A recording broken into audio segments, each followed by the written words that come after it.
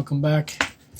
I'm not going to do a review on this because there's like hundreds of reviews on this lens on YouTube. And this is basically just an overview, see what you get in the box. This is the actual box. That's a 9mm f8 BCL-0980 fisheye lens from Olympus. Canadian is about $100. I think it was $100. I have to look it up.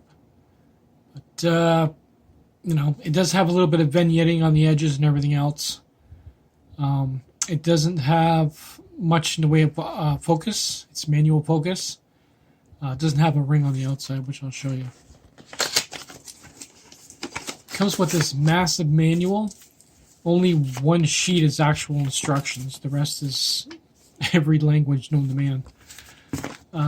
This is the way the lens shows up in the box, wrapped in bubble wrap.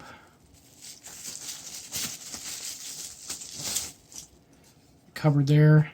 There's the front, which I forgot to close. It does have a lid on it, so you can close it.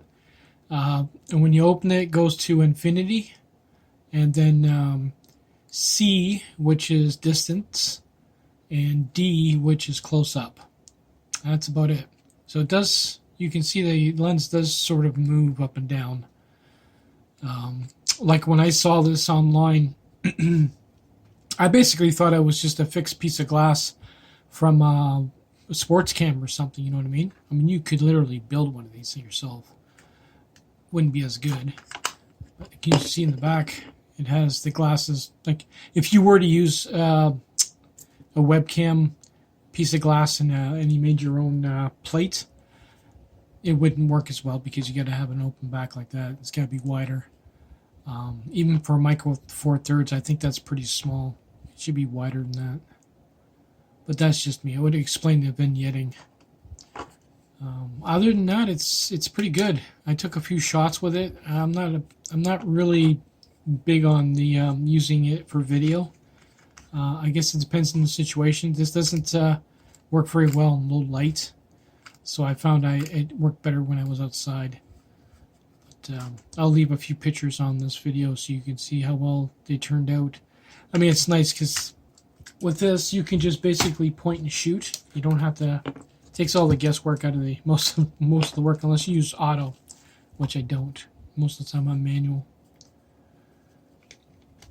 It just goes on like that, and you're good to go. That's the footprint on a Lumix GH1, which is pretty small. I know there's some other one. I believe it's the G1 or something like that. Lumix G1. It's basically, it looks like this, but it's thinner. It's just completely square. This would be nice for if you wanted something to shove in your pocket. Even this, it works pretty good if you have a big pocket. But it does work. I did test it with the setting it at D for the close up, and then distance, and the other one there. So it does work.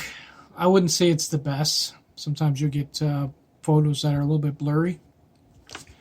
But if you want to basically turn your camera into sort of like a sports cam where it's a fixed aperture, then it's good for that. You can just basically just get further away or closer up. Anyway, I'll leave some shots on the end of this video and you can check it out. There's not much more I can really go into detail other than that. It's got it's got 1, 2, 3 settings, which doesn't, it's clickable. It doesn't really click that well. Not a big fan of that.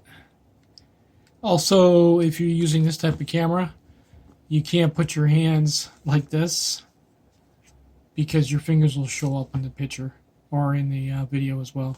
You gotta sort of hold it like this, which is kind of a drag, but it does work pretty good. Take it easy, guys.